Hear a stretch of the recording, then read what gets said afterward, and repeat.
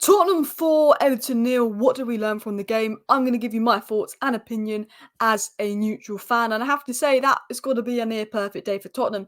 Clean sheet, you finally score from a set piece and you beat Everton 4-0. A couple Tottenham fans were being negative after the 1-1 draw to Leicester. I saw a couple doubts creeping in and a few doubts over certain players. But Bissouma showed that, he can be good, but can he be consistent? Kulu was played in his best role under Ange and had a phenomenal game. Son showing, do not doubt him, he is clinical. I mean, 1v1, when it comes to finishing, can you get much better than Son? Maddison, beginning of the season, Maddison is very much back. Romero, Van De Ven showing why they are one of the best centre-back partnerships in the world. I mean, Van De Ven's assist as a Man United fan literally made me applaud. That is a joke. Honestly, that was insane. Tottenham were clinical. Solanke, it's a shame Hugo Solanke was injured because I think he would have feasted today. And took a risk with the lineup, very attacking.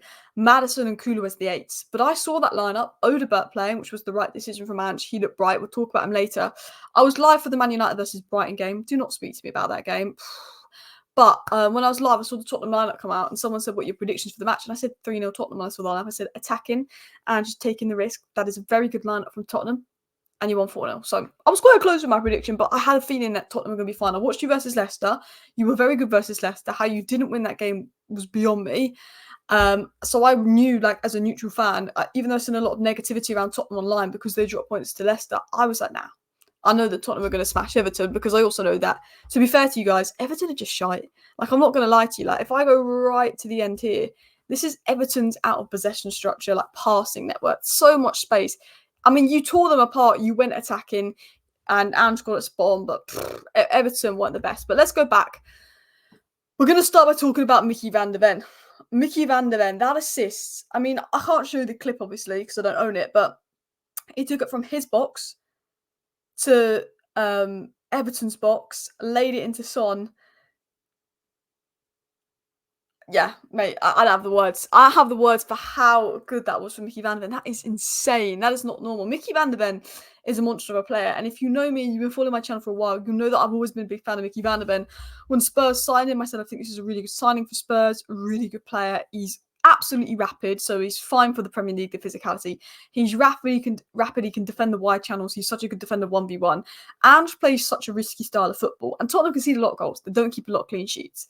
But one of the reasons that Tottenham have done that isn't because of Van De Ven, isn't because of Romero. In fact, Van De Ven and Romero are probably one of the best centre-back partnerships in the world and probably allows Ange to play riskier football. Ange is the type of guy that would rather win a game 6-5 than win a game 1-0. Do you know what I mean? That's what Ange is. Tottenham play very open, and the system of Ange and the risks that he takes, and sometimes openness in midfield, has meant that Tottenham don't keep a lot of clean sheets. They do concede goals. But that's not to do with the quality of Van De Ven. That's not to do with the quality of Romero. They are unbelievable defenders that have saved Tottenham so many times. Ange just plays a risky game. When you think of individual partnership, Romero and Micky Van De Ven, one of the best partnerships in the world. Romero, very, very underrated. I think Micky Van De Ven gets his plaudits, but I think Romero is very underrated. People just think he gets cards. But if you watch Romero, he's unbelievably good on the ball. He's very good in the air. He scored a brilliant header today. But Micky Van De Ven's a monster. He can defend the wide channels. He can defend 1v1. He's got the speed. He's got the legs. He can carry the ball with such power. Very comfortable on the ball. Very good reading of the game. And his ability to recover for Tottenham earlier in the season, or shown last season, is unbelievable. But he can carry the ball like that. They've got a monster of a player, Micky Van De Ven. Generally, he's a player that, Real Madrid come knocking in for him. I can see Daniel Levy asking for £100 million. Phenomenal player. Tottenham has struck gold with Micky Van De Ven. He's so young. He's only going to get better. And, considering there was a part of me that thought he might come off injured in that first half, the fact that he makes that run, his legs are absolutely fine when he makes that run. But yeah, you got to give credit to Romero as well. Really well taken header. I think it's a very underrated partnership. I think Van De Ven, Romero, a doggy Porro. People on the outskirts, rivals who don't watch Tottenham, you see it online, they say, oh, Tottenham's backline can't be that good. They don't really keep many clean sheets. It's nothing to do with the individual quality in Tottenham's backline. Tottenham's backline is probably the best part of their squad. Your back four is probably the best part of your squad. It's just the question of depth there. Your back four is absolutely solid. But the question marks around Spurs are, what is Spurs' best midfield three and can they be consistent? And, Spurs' wingers going 1v1. That's what the question marks are.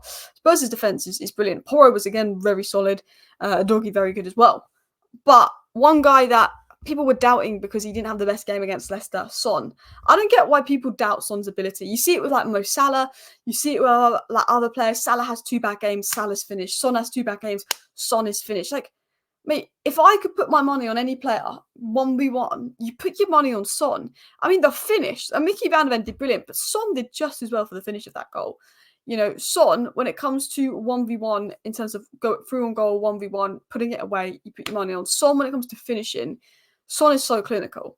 Son did unbelievable today. He led the line so well. It was a proper captain's performance. And only Son and Salah have more than 100 goal contributions in the Premier League since 2021 season. That just shows what level Son is, especially because of the inconsistencies and so many managerial changes at Tottenham. For Tottenham to go from this manager to that manager to this manager to that manager, all the managerial changes at Tottenham, you can see that like Son's done it under every single manager. He's done it, you know, left wing, he's done it centre forward. And I think Son struggled because Ange wants a touchline winger. That's a 1v1 dribbler, and that's not necessarily Son's game. Son, I still think he's better on the wing than centre forward because, you know, that I think he's better just slightly out wide. But Son isn't a winger in Ange Postecoglou's system because he's like a touchline winger. Son is almost like an inside forward. He's like a left forward. And I thought that Son was absolutely phenomenal today. I thought he was getting the ball in central positions. He was lethal. And I think, you know, his goals were massive for Tottenham and the momentum of the game, because I think Tottenham, a lot of it is mentality at the beginning of the season as well. Tottenham are good versus Leicester, but that's, you drop points to Leicester, that could be that mental block in Tottenham's head. So I think when he allowed you to go 2-0 up, and then obviously finishes off the game, you know, there's no doubts in the Tottenham players' minds. I mean, 2 goals, 1 big chance created, 4 passes into the final third, 5 ball recoveries. I mean, it was a phenomenal game from Son. Another guy that's been brilliant for Tottenham these first 2 games of the season is Maddison. Back-to-back assists for him. Really good corner delivery. James Maddison is a very good player, but he definitely dropped off for Tottenham back end of last season. Obviously not big in the Euro squad, disappointing for him. Maybe kick up the arse a little bit. But I thought Maddison was brilliant today. And I thought one of the reasons Maddison was so good is because, although it's a risk because it's a very attacking midfield and it leaves Bissouma with a very difficult job to do and very exposed, Maddison and Kulu work well together, because James Maddison, because he started the first 7-8 games at Tottenham last season so well, so phenomenal, everyone started marking James Maddison. So then he was having to drop deep to get the ball, and everyone was doing their best to mark James Maddison out of the game. But now Kulu's there, and he's just as much as an attacking threat as Maddison. They now have to split the marking duties between Decky and of course, Maddison. So that means that Maddison isn't completely being marked tight and having to drop deep to get hold of the ball and being marked at the game. It means that Maddison has a little bit more space, especially because Kulu's ability to make runs off the ball and draw defenders away is a really intelligent attribute he has that doesn't get spoken about a lot. So that meant that Maddison could really operate in the left half space, which is his best area, and Kulu could operate in the right half space, which is his best area, because you've got 2 top players in Maddison and Kulusevski, but you need them in the half spaces, the left and the right-hand side, their areas, and they had the space there because they were sharing the duties, which, yes, it leaves out of possession Bissouma a little bit exposed, and I wouldn't do it against a Manchester City or a Liverpool or a team that's going to be deadly on the transition, but against an Everton, you can do it because Calvert-Lewin, do you know what I mean? But he was really good, James Maddison. He was influencing the game, pinpoint corner delivery. Probably should have scored, but I thought Maddison had a phenomenal game. 2 chances created, 2 clearances, 1 assist. Probably should have scored, but I thought Maddison looked back to his best. And I think for Tottenham, you know you've got a good quality player in Maddison. You know you've got a good quality player in Decky. You know you've got a good quality player in Sarr.